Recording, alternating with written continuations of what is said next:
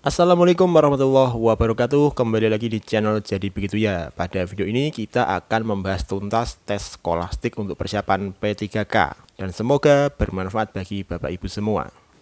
Soal yang pertama, setiap orang yang mau sejahtera hidupnya harus bekerja keras. Baik Bapak Ibu, sekarang kita analisa satu persatu opsi jawabannya. Yang A, Pak Maman tidak bekerja keras, maka Pak Maman mau sejahtera hidupnya. Ya, ini bukan jawaban yang tepat ya, karena kalau mau sejahtera hidupnya itu harus bekerja keras. Kemudian yang B, Pak Roni bekerja keras tetapi ia tidak mau sejahtera hidupnya. Ini juga sama. Kalau mau bekerja keras itu ia mau sejahtera hidupnya. Kemudian yang C, Pak Ramli mau sejahtera hidupnya, maka ia bekerja keras. Nah, ini sesuai dengan pernyataan.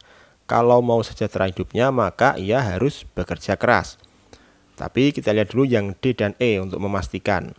Yang D, Pak Tino tidak bekerja keras tetapi ia mau sejahtera hidupnya. Ini juga sama dengan yang A ya.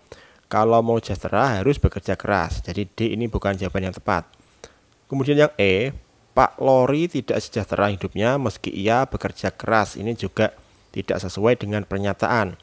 Kalau ia bekerja keras maka ia hidupnya akan sejahtera. Jadi jawaban yang tepat adalah yang C. Pak Ramli mau sejahtera hidupnya maka ia bekerja keras. Lanjut ke soal berikutnya. Sebagian warga Yogyakarta terkena abu vulkanik Gunung Merapi. Rahmadi, seorang warga Sleman, Yogyakarta.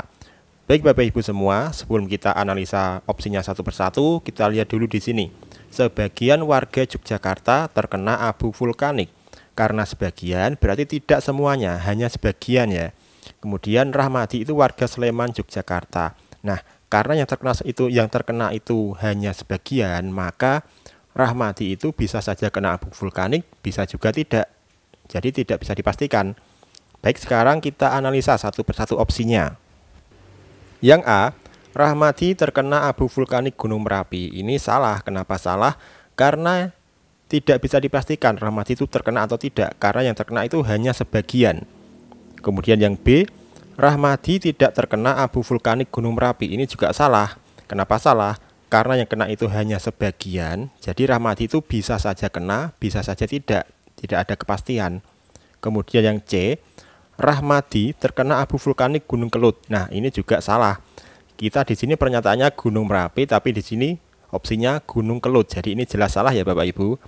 Kemudian yang D, Rahmadi mungkin terkena abu vulkanik Gunung Merapi. Nah, ini baru jawaban yang tepat. Kenapa ini bisa tepat? Yang terkena abu vulkanik itu kan sebagian warga. Jadi ada yang kena, ada yang tidak. Dan Rahmadi itu warga Sleman, Yogyakarta. Jadi sama, Rahmadi itu bisa kena, bisa juga tidak. Jadi kemungkinan Rahmadi juga terkena abu vulkanik, tapi masih kemungkinan, tidak bisa dipastikan. Jadi D ini jawaban yang paling tepat di antara opsi A, B, C, dan E. Sedikit informasi bagi Bapak Ibu yang ingin lebih maksimal lagi dalam persiapan menuju P3K-nya, silakan Bapak Ibu join di bimbel Kita Lulus karena kita ada promo spesial bulan Maret untuk tanggal 10 sampai dengan 27 Maret 2021.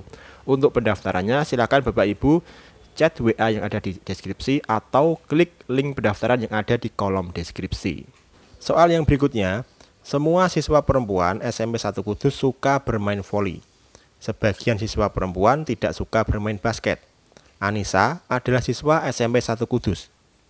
Baik Bapak Ibu, kita lihat di sini, semua siswa perempuan suka bermain voli, berarti semuanya tanpa terkecuali. Kemudian, sebagian siswa perempuan tidak suka bermain basket. Karena ini sebagian, berarti ada yang tidak suka, ada juga yang suka. Dan Anissa itu adalah siswa SMP 1 Kudus. Sekarang kita lihat satu persatu opsi jawabannya. Yang A, Anissa pasti suka bermain basket. Ini belum tentu, tidak bisa dipastikan. Karena yang suka basket itu hanya sebagian. Sebagian tidak suka, berarti sebagian lagi suka. Jadi Anissa ini tidak bisa dipastikan suka bermain basket. Kemudian yang B, bisa saja Anissa suka bermain voli. Nah, ini salah. Kenapa salah? Karena semua siswa perempuan itu suka bermain voli. Jadi harusnya ini bukan bisa saja, tetapi harusnya pasti Anissa suka bermain voli. Yang C, belum tentu Anissa suka bermain voli. Ini juga sama, ini juga salah ya. Karena Anissa itu siswa perempuan, maka otomatis dia pasti suka bermain voli, bukan belum tentu. Yang D, Anissa suka bermain voli. Nah, ini jawaban yang paling tepat. Karena sesuai pernyataan, kalau semua siswa perempuan itu suka bermain voli, jadi Anissa sudah pasti suka bermain voli. Jadi jawabannya adalah yang D. Soal yang berikutnya, film bioskop yang ceritanya bagus pasti banyak penontonnya. Film Cahaya di Atas Awan ceritanya bikin terharu. Menurut penonton, cerita yang bikin terharu pasti ceritanya bagus. Baik Bapak Ibu, sekarang kita analisa satu persatu opsi jawabannya. Yang A, film Cahaya di Atas Awan kurang banyak penontonnya. Nah, ini jelas salah Bapak Ibu. Kenapa salah? Kita lihat di sini. Film Cahaya di Atas Awan itu ceritanya bikin terharu. Dan menurut penonton, cerita yang bikin terharu itu pasti ceritanya bagus. Dan film yang ceritanya bagus pasti banyak penontonnya. Jadi tidak mungkin kalau kurang banyak penontonnya. Jadi A ini salah. Yang B, film Cahaya di Atas Awan sedikit penontonnya. Ini juga salah. Filmnya itu banyak penontonnya karena ceritanya bagus. Ini sama saja dengan yang A. Yang C, film Cahaya di Atas Awan tidak ada penontonnya. Ini juga sama saja dengan yang B. Film Cahaya di Atas Awan itu pasti banyak penontonnya karena ceritanya bagus. Yang D, film Cahaya di Atas Awan ceritanya tidak bagus. Nah, filmnya ini kan bikin terharu. Dan menurut penonton, cerita yang bikin terharu pasti ceritanya bagus. Jadi film Cahaya di Atas Awan itu ceritanya bagus karena bikin terharu. Yang E, film Cahaya di Atas Awan pasti banyak penontonnya. Nah, ini jawaban yang paling tepat. Kenapa banyak penontonnya? Karena ceritanya bikin terharu. Dan kalau ceritanya bikin terharu, pasti ceritanya bagus. Kalau ceritanya bagus, pasti banyak penontonnya. Begitu logikanya Bapak Ibu. Soal yang berikutnya, semua ikan dapat berenang di air. Yunus juga dapat berenang di air. Kita lihat di sini, semua ikan berarti semuanya itu dapat berenang di air. Kemudian Yunus juga dapat berenang di air. Nah, ingat ya, Yunus ini bukan ikan, ini manusia, tetapi juga dapat berenang di air. Sekarang kita lihat satu persatu opsinya. Yang A, Yunus adalah ikan. Nah, ini jelas salah, tidak ada di dalam pernyataan. Yang B, tidak semua yang berenang di air adalah ikan. Nah, ini betul. Kenapa benar? Karena Yunus juga dapat berenang. Dan Yunus kan bukan ikan. Berarti tidak semua yang berenang di air itu adalah ikan. Tapi kita simpan dulu. Kita lihat dulu yang opsi C, D, dan E. Yang C, Yunus dapat berenang selincah ikan. Ini tidak ada di dalam pernyataan, jadi ini otomatis salah. Yang D, Yunus memiliki sirip seperti ikan agar bisa berenang. Ini juga tidak ada dalam pernyataan. Yunus itu bisa berenang tetapi tidak punya sirip. Yang E, Yunus tidak bisa berenang seperti ikan. Ini juga salah karena bertentangan dengan pernyataan. Jadi jawabannya adalah yang B. Tidak semua yang berenang di air adalah ikan. Soal yang berikutnya. Di Yogyakarta banyak ditemukan tempat wisata pantai. Pak Mono berlibur ke Yogyakarta. Pak Mono berencana untuk melihat tempat wisata air. Sekarang kita lihat opsinya satu persatu. Yang A, Pak Mono tidak pergi ke pantai. Nah, di dalam pernyataan Pak Mono itu kan berencana untuk melihat tempat wisata air. Jadi Pak Mono itu bisa saja pergi ke pantai. Jadi A ini salah. Yang B, tidak ada pantai di Yogyakarta. Ini juga salah, bertentangan dengan pernyataan. Di Jogja itu banyak ditemukan tempat wisata pantai. Yang C, mungkin Pak Mono pergi ke pantai. Nah, ini benar. Kenapa bisa begitu? Kita lihat di sini di pernyataannya. Pak Mono itu berencana untuk melihat tempat wisata air. Nah, karena berencana ke tempat wisata air, bisa saja Pak Mono itu pergi ke pantai. Mungkin saja Pak Mono pergi ke pantai. Jadi C ini benar. Tapi kita lihat dulu opsi yang D dan E untuk memastikan. Yang D, pantai di Yogyakarta banyak dikunjungi wisatawan. Ini tidak ada di dalam pernyataan, jadi ini salah. Yang E, Pak Mono pasti pergi ke pantai. Ini salah. Kenapa salah? Karena Pak Mono itu berencana melihat tempat wisata air. Tempat wisata air itu bisa saja pantai, bisa saja waterboom. Jadi tidak bisa dipastikan Pak Mono pergi ke pantai, tapi mungkin saja Pak Mono pergi ke pantai, tapi tidak pasti. Jadi jawabannya adalah yang C. Mungkin Pak Mono pergi ke pantai, karena Pak Mono itu berencana melihat tempat wisata air. Lanjut ke soal yang berikutnya. Semua seniman lemah gemulai tingkah lakunya. Sebagian seniman adalah penari. Nah, untuk soal ini teman-teman harap hati-hati.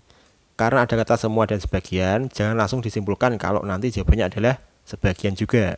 Kita lihat dulu opsinya satu persatu. Opsi yang A, sebagian penari adalah seniman. Ini salah. Kenapa bisa salah? Kita lihat di sini di pernyataannya. Sebagian seniman adalah penari.